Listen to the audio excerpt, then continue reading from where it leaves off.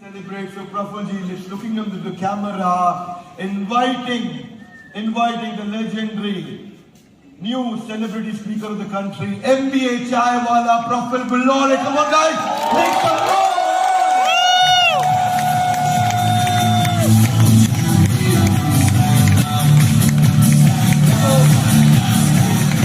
So over to you, Samriti ma'am, for giving an official, formal welcome to Praful, and let's पूरा कागज था लिख दिया इसमें नाम तेरा.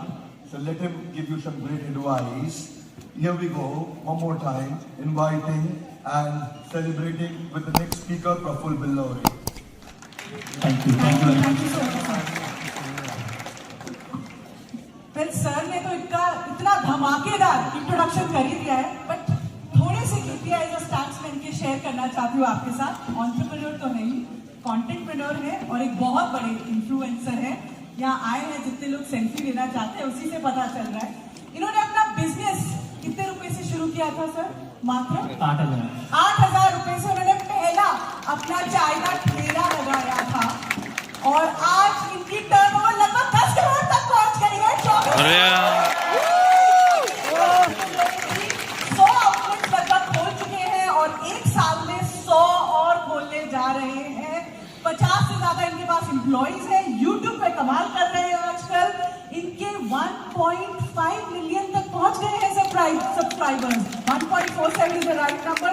मिशन है कि यूथ को इंस्पायर करें कि वो कुछ देश के लिए करें, कुछ अपने लिए करें और जॉब क्रिएटर्स बने.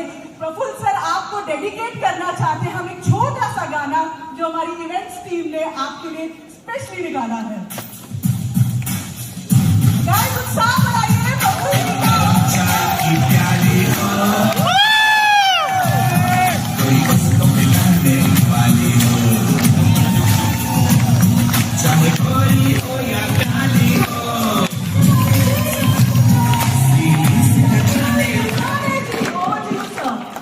Thank you. बैठ जाइए आराम से. Make yourself comfortable. सब ठीक है? घर परिवार में सब ठीक है? मम्मी पापा भाई बहन भाभी बच्चे सब ठीक है? क्योंकि आपके साथ आपके आसपास वाले भी ठीक होना चाहिए, नहीं तो आपका ठीक होना किसी काम का नहीं. ध्यान रखना, ठीक है? तो मेरा नाम प्रफुल्ल बिल्लौरे है और प्रफुल्ल का मतलब होता है हैप्पीनेस, खुश. और मैं हमेशा खुश रहने की कोशिश करता हूँ क्योंकि जिंदगी में सिर्फ एक ही चीज है जो आपके पास होती है, बाकी सब आपको लोग कंट्रोल करते हैं. खुशी तो आपके पास ही है ना. मैं मूल रूप से मध्य प्रदेश का हूँ. मध्य प्रदेश का एक जिला है धार जो इंदौर से बाजू में है. वहां पे पला बड़ा किसान का बेटा हूँ. बचपन से ही कुछ करने का मन था. बचपन से ही मेरी दोस्ती मेरी उम्र वालों के साथ नहीं थी. 12-13 साल की उम्र का जब मैं था तब मैं मूवीज नहीं देखता था, कार्टून नहीं देखता था. मैं अपने पिताजी के पास कोई उनका मित्र मिलने आता था तो उनके साथ बैठता था. तो पहली सीख यह क्या करी 12 साल की उम्र में कि अपनी उम्र के लोगों के साथ दोस्ती जीरो. क्योंकि भाई आपने मेरे इंटरव्यूज में सुना भी होगा, वही बातें होगी. उस लड़की का नंबर, वो फोन, वो शेयर, वो फेसबुक लाइक, वो इंस्टाग्राम लाइक. तो बहुत जल्दी समझ आ गया था कि अपने से 2, 5, 6 साल 10 साल 15 साल उम्र के बड़े लोगों से दोस्ती करोगे या दोस्ती ना भी करो, उनके आसपास बैठोगे तो कुछ ना कुछ तो सीख ही लोगे. और सीख सिर्फ पीपीटी में नहीं होती, सीख सिर्फ ये बड़े बड़े सेमिनार्स में नहीं होती. सीख हर जगह से हो सकती है. करेक्ट? कहीं से भी सीख सकता है आदमी. जूते कैसे पहनते हैं वो भी सीख सकता है. हेयर कटिंग कैसी है वो भी सीख सकता है. एक छोटी सी लर्निंग से चालू करूंगा कि आपकी नजर के सामने जो चीज दिखे उसको ऑब्जर्व करना सीखो. क्या करना सीखो? वो नहीं आता है स्पंज पानी को सोख लेता है, तेल को सोख लेता है. ऐसा आपका दिमाग हो जाना चाहिए, आपकी आंखें ऐसी हो जानी चाहिए. वो हर चीज को नोटिस करे. मैं यहीं से आपको कुछ नोटिस करने की, मैं यहाँ पे ज्ञान देने कम आया हूं, मैं आपको सिखाने आया हूं. एक एंटरप्रेन्योर वही होता है जो 24/7 365 डेज सीखता रहे. एंटरप्रेन्योर की डेफिनेशन क्या है? एंटरप्रेन्योरशिप की डेफिनेशन नहीं कि 10,000 करोड़ का टर्नओवर. एंटरप्रेन्योरशिप की डेफिनेशन ये नहीं कि सेल्फी कितने लोग ले रहे हैं. एंटरप्रेन्योरशिप की डेफिनेशन ये नहीं कि वाहवाही कर रहे हैं लोग. एंटरप्रेन्योरशिप की डेफिनेशन है कि पहले खुद का जुगाड़ कर लो, फिर आस पड़ोस का करो, फिर समाज का करो, फिर प्रदेश का करो और फिर देश का करो. करेक्ट? एंटरप्रेन्योरशिप ये है. घर बेच के तीरथ नहीं होता है. खुद कुछ करोगे नहीं, ज्ञान दोगे तो उससे कुछ होने जाना नहीं है. तो मैं बताता हूं. अब यहाँ पे आपको क्या नोटिस आ रहा है? अच्छा मेरी दुकान लगेगी तो मुझे बोल्ड में मेरी दुकान का नाम लगा. अगर मेरी दुकान चालू होगी तो मुझे आपको जो अच्छा लगे वो एक्सेप्ट करके अप्लाई कर देना, करेक्ट? तो ऑब्जर्वेशन आपको करना है। And entrepreneurship is nothing like it's a 24/7 job and it's a marathon. Every day you meet people and you greet people. तो ऐसे ही मैंने भी अपनी जिंदगी चालू करी, सीखता रहा, बनाता रहा, पिताजी के साथ बैठता था, पिताजी के दोस्त आते तो बड़ी बड़ी बातें करते थे, मेरे बिजनेस में ये हो गया, मेरे घर में ये हो गया, मेरी इतनी कुंटल सोयाबीन पकी, इतने गेहूं पके। तो मैं उन कॉन्वर्सेशन का हिस्सा बनने लगा। तो मेरी उम्र के जो लोग बातें करते थे कि वो पिक्चर देखने चले, वो वहां चले, वो सारी चीजें खत्म हुई। तो धीरे धीरे सुपड़ा लग गया। तो अच्छी अच्छी चीजें मेरे पास आ गई, कंकड़ और जो भी बेकार की चीजें थी वो नीचे चले गई। अगर आपने डेली बेसिस पे अपने मित्रों को बदल दिया, अपने विचारों को बदल दिया, अपनी बातों के टॉपिक्स को बदल दिया, तो आपकी जिंदगी की तरक्की का सिक्का वहां से चालू हो जाता है। तो ये धीरे धीरे चालू करने किया। वहीं एजुकेशन ले ली, 11th-12th में कॉमर्स किया, बैचलर ऑफ कॉमर्स पढ़ा, साथ में CFA पढ़ना चालू किया, लेवल 1 भी क्लियर किया। फिर बीकॉम के सेकंड ईयर के बाद घबराहट चालू हो गई। बहुत सारे लोग स्टूडेंट हो गए ना यहाँ पे, कितने लोग स्टूडेंट है? हाथ खड़े करो तो जरा। बहुत सारे लोग हैं यार। तो इनको BCom first year second year तक समझ नहीं आती, पर थर्ड ईयर सेकंड ईयर में पढ़ता चलता है, जिंदगी में कुछ करना पड़ेगा, पिताजी से कब तक पैसे मांगे? होता है कि नहीं होता है? डर लगता है ना, घबराहट होती है ना कि पापा से अगली बार पैसा किस चीज के लिए मांगेंगे? जूतों के लिए मांग लिया, जीन्स के लिए मांग लिया, टी-शर्ट के लिए मांग लिया, पार्टी के लिए मांग लिया, पर आगे क्या काम तो करना पड़ेगा। तो वही बीकॉम के सेकंड ईयर में घबराहट चालू होगी, आगे क्या? तो भाई मास्टर डिग्री एक ऐसी डिग्री है जो आपकी जिंदगी के मतलब मेजरली इंडियंस की 80-85%, 90% लोगों की आखिरी डिग्री होती है, और उसको की भरोसा का जिंदगी टिका होता है, करेक्ट? कि MBA कर लूंगा तो नौकरी लग जाएगी, MBA कर लूंगा तो ये हो जाएगा, पर होता नहीं है। कि आपको पता है होता है क्या? होता है क्या? नहीं होता है ना। तो ये रियलाइजेशन कब हुआ? जब उम्र से ज्यादा उम्र के लोगों से दोस्ती करी, तो ये अंडरस्टैंडिंग जल्दी आ गई। तो मेरे को पता चल गया कि कुछ होगा नहीं, फिर भी कोशिश करी, कैट जीमेट की 2 साल प्रिपरेशन करी, 82-83 परसेंटाइल तक गए। और भैया बड़े बड़े जो कॉलेज है उनमें तो 95 परसेंटाइल चाहिए, 98 परसेंटाइल चाहिए। तो क्या करे, बाकी किसके नहीं आए? मर गए? ऐसा थोड़ी हो सकता। तो घूमना चालू कर दिया भारत। 19 साल की उम्र का था, ट्रकों में, बसों में हाथ देके भारत घूमना चालू कर दिया। बहुत अच्छा लगा घूमना, लोगों से मिलता था, क्या खाते हैं, क्या पीते हैं, आपका नाम क्या, आपके पिताजी क्या करते हैं, मामा जी क्या करते हैं, काय का धंधा है, व्यापार कैसा करता है, ऐसे सवाल पूछने लग गए। तो क्या दूसरी सीख है यहाँ पे कि सवाल पूछना चालू करो। आज के बच्चों को देखता हूँ, रिश्तेदार आते तो भाग जाते घर में से, कोई मिलने आता है तो अरे क्या करूंगा इससे बात करके, मेरा क्या फायदा? अगर हर चीज में फायदा देखने लग गए, मतलब आपका विनाश चालू हो गया है। हर चीज में फायदा अगर देखने लग जाओगे, इससे मेरे लिए क्या मिलेगा? ये मेरे को कोई पैसे थोड़ी दे रहा, ये मेरे फॉलोअर थोड़ी बढ़ा रहा, ये मेरी जिंदगी में कुछ कर थोड़ी रहा। मेरे को क्या फायदा, मेरे को क्या फायदा, मेरे को क्या फायदा के चक्कर में सबसे बड़ा नुकसान हो रहा है जिंदगी में। ये फिल्ट्रेशन का बात है कि अब ज्यादा से ज्यादा लोगों को मिलते और फिर अच्छा इससे अगली बार नहीं मिलो, पहली बार तो मिलो, तब तो पता चलेगा। तो ये करना चालू किया, अहमदाबाद चले गया, हैदराबाद घुमा, चेन्नई घुमा, चंडीगढ़ घुमा, गुड़गांव घुमा। 19 साल की उम्र की बात कर रहा हूं मैं, 19-20 की उम्र का था मतलब। तो अहमदाबाद अच्छा लगा मुझे, वहीं रुक गया मैं 1.5-2 महीना। एक फेसबुक पे फ्रेंड बना था, हम तो गांव किसानों में बड़े बड़े, तो वहां पे कोई बड़े उम्र के दोस्त भी नहीं थे, मतलब बड़े पैसे वाले कोई दोस्त भी नहीं थे हमारे गांव में। तो एक फेसबुक पे फ्रेंड बना, तो उससे मैंने उसकी पल्सर गाड़ी ले ली और फिर पूरा अहमदाबाद घुमा 1.5-2 महीने। बहुत मजा आया था। और व्यापारिक क्षेत्र है, हम किसान के बेटे हैं, वहां पे व्यापार करते हैं, मेरे जैसे लोग मिले जो कुछ करने वाले स्पिरिट वाले लोग थे। तो 1.5 महीने के बाद समझ आया कि आप क्या पेट्रोल तो चला गया 4-5 हजार का, काम तो करना पड़ेगा ना। तो मैकडॉनल्ड्स में गया, 4 मैकडॉनल्ड्स में गया, 4 मैकडॉनल्ड्स में गया कि मैं बीकॉम पास हूं, मैं ये करता हूँ। तो वो मैनेजर भैया ने नौकरी नहीं दी, उसको ऐसा लगा कि कल को ये प्रमोट हो जाएगा क्योंकि वेल एजुकेटेड और मैं मेरी नौकरी खा जाता है।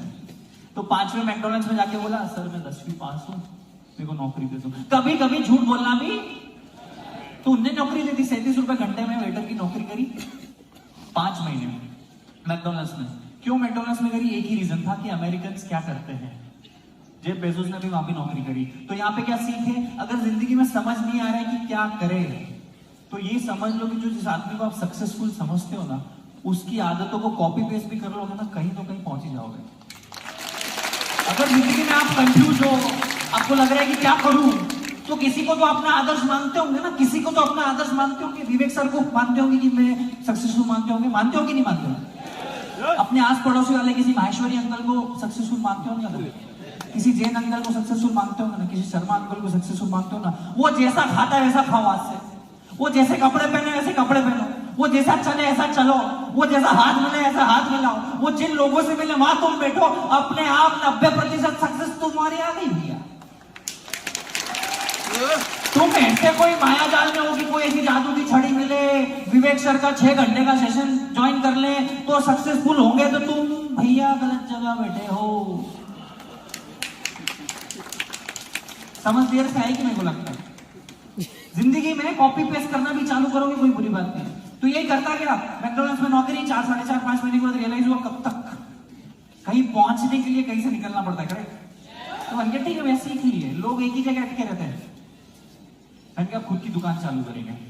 तो उस समय अगर मैं होता, आपकी जगह कोई, मेरी जगह कोई और होता, तो वो पापा से 10-15 लाख रुपए लेता, दुकान डालता। तो मैंने कहा नहीं यार मैं संघर्ष करूंगा। संघर्ष अगर आपको नाम मिले ना तो संघर्ष को चुनने चले जाओ। संघर्ष अगर किसी कारणवश आपको नहीं मिला है, आपके माँ बाप ने बहुत मेहनत करके अगर आपको संघर्ष नहीं करने दिया, जो कि आज के माँ बाप का सबसे बड़ा दुख है। आप बहुत सारे लोग यहाँ पे माँ बाप होंगे, आप इसलिए मेहनत करते हो, इसलिए दिन रात संघर्ष करते हो कि आपकी औलाद संघर्ष ना करे। ये अपने आप में बहुत बड़ा संघर्ष है। आप इसलिए मेहनत करते हो कि मेरे बेटे को टेंशन ना हो, आप अपने आपने पंखे में गुजारी जिंदगी और आप उसको ऐसे दे देते हो, तो वो संघर्ष नहीं करता है और आगे जिंदगी में आके उसको बहुत दिक्कतें होती है।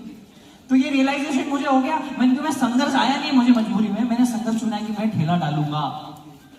क्योंकि मैं हमेशा बोलता हूं dream big, dream start small, act now. बहुत बड़ा सोचो, सोचो हाथी खाना है, सोचो हाथी खाना है, बोलो हाथी खाना है, हाथी खाएंगे, हाथी हाथी। आप कैसे खाएंगे? 1000 टुकड़ों में पहले काटेंगे उसको, फाड़ फाड़ फाड़ फाड़ फाड़ फाड़ फाड़ फाड़ फाड़, एक एक टुकड़ा रोज खाएंगे। जल्दी किसको है? जल्दी है क्या? हाथी भी खाना है और जल्दी भी खाना, ये दोनों एक साथ नहीं चलेगा। तो सोचा ड्रीम बिग स्टार्ट स्मॉल, एक ना ठेला चालू कर दिया। खुद ने चाय का ठेला चलाया, खुद ने चाय बेची, खुद ने बर्तन मांजे, सब कुछ खुद किया, संघर्ष किया और 2 साल चाय बनाई। क्योंकि वहां से बहुत सारा सीखने को मिलता है। 8000 रुपए से चालू किया था। क्यों चालू किया था? कि अगर 1-2 बार पहली बार में 10-15 लाख रुपए लगा दोगे ना, कल को नुकसान हुआ ना तो जिंदगी भर कभी व्यापारी नहीं बन पाओगे। सारे दुख झेल जाओगे, पर वो पैसे का जो दुख है ना, वो आदमी को कुछ सोचने समझने के लायक ही नहीं छोड़ता है। तो 8000 से चालू किया तो एक तो पॉसिबिलिटी थी कि सब कुछ लूट जाएगा पर पैसे तो नहीं लूटेंगे। और अगली बार पापा से मांगेंगे, एक और 8000 रुपए की किस्त मांग लेंगे, क्या जा रहा है। और अगली बार 10 लाख मांगते तो पापा नहीं मारते, घर से भगा देते। होता है ना बहुत सी बार। तो अगर आप 20, 21, 22 के हो तो सेठ बनने की कोशिश, मजदूर बनने की कोशिश करो। कितने ही सूरत के व्यापारी है जिनके 5-5, 7-7 हजार करोड़ के बिजनेस है, उन्होंने उनके बच्चों को यूएस भेजा कि तू मैकडॉनल्ड्स में जॉब कर, स्टारबक्स में नौकरी कर, बैंक बीपीओ में जॉब करवाते हैं उनको, क्योंकि उनको जिंदगी के फलसफे पता चले। अगर आपको 1 रुपए की वैल्यू नहीं है तो इस बात की क्या गारंटी कि आपको 100 रुपए की वैल्यू होगी? अगर आपको 100 रुपए की वैल्यू नहीं तो इस बात की क्या गारंटी कि आपको 1000 की वैल्यू होगी? अगर आपको 1000 रुपए की वैल्यू नहीं तो इस बात की क्या गारंटी कि आपको 1 लाख रुपए की वैल्यू होगी? 1 लाख रुपए की अगर वैल्यू नहीं तो आपको किस बात की गारंटी कि आपको 1 करोड़ की वैल्यू होगी? तो on that first rupee first, मैंने पहले दिन 5 लोगों को चाय बेची, 150 रुपए का धंधा हुआ। लोग मेरे पास नहीं आ रहे थे, मैं लोगों के पास गया। पहले दिन चाय की दुकान जब ओपन करी तो लोग मेरे पास नहीं आ रहे थे, तो मैं हाईवे, एसजी हाईवे, कितने लोग अगर अहमदाबाद में पता हो तो एसजी हाईवे करके एक जगह है, तो वो पे कारें खड़ी होती है। तो लोग मेरे पास नहीं आ रहे थे तो मैं लोगों के पास चले गया और उनकी कार पे नॉक करता है, hello my name is Praful Billori, would you like to taste my tea? I make awesome chai. तो बोले ये वही कौन है अंग्रेजी बोलने चाय वाला, भाई लाओ तुम्हारी चाय। तो ये अलग क्या सीखी, अगर लोग आपके पास नहीं आ रही तो आप लोगों के पास चले जाओ, किसी को तो आने जाना पड़ेगा ना। अगर कोई आपको फॉलो नहीं कर रहा है तो आप उसको फॉलो कर दो, वो आपको फॉलो बैक कर देगा। अगर कोई आपको नंबर नहीं दे रहा है तो आप उसको नंबर दे दो, वो मिस कॉल तो देगा। कोई अगर आपसे हाथ नहीं मिला रहा है तो आप हाथ बढ़ा दो, आपको हाथ बढ़ाएगा तो सही। कोई आपको शादी में नहीं बुला रहा तो आप यूं चले जाओ। वो यूं बोलेगा यार भूल गया, तेरी पत्रिका तो लिखी हुई थी यार पर देना भूल गया, वो झूठ बोलेगा पर आपको नीचा नहीं दिखाएगा, मेरी गारंटी। क्या बोलेगा वो, यार भैया आपको तो बुलाया था, वो पत्रिका घर ही रह गई, भले उसने आपको नहीं बुलाया। तो ये है कि लोग अगर आपके पास नहीं आ रहे तो आप लोगों के पास चले जाओ। Ego should be zero. कितना? Ego should be zero. And it's most like अगर पीपल आपको अप्रोच नहीं कर रहे तो आप लोगों को अप्रोच करो।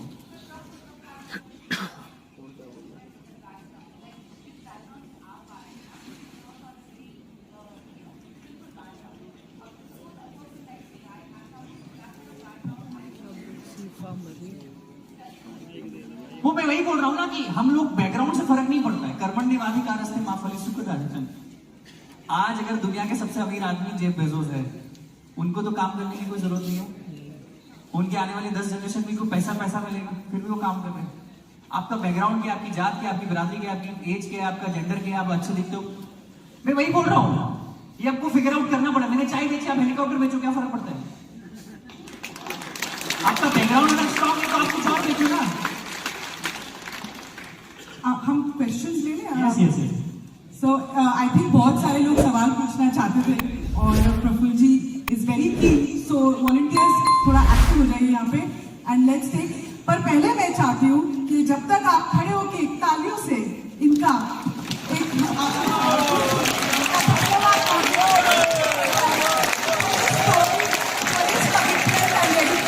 और आप स्पेशली आए सबके साथ शेयर करने। आई थिंक आप डायरेक्टली सब पुलिस से आए हैं, so thank you very much.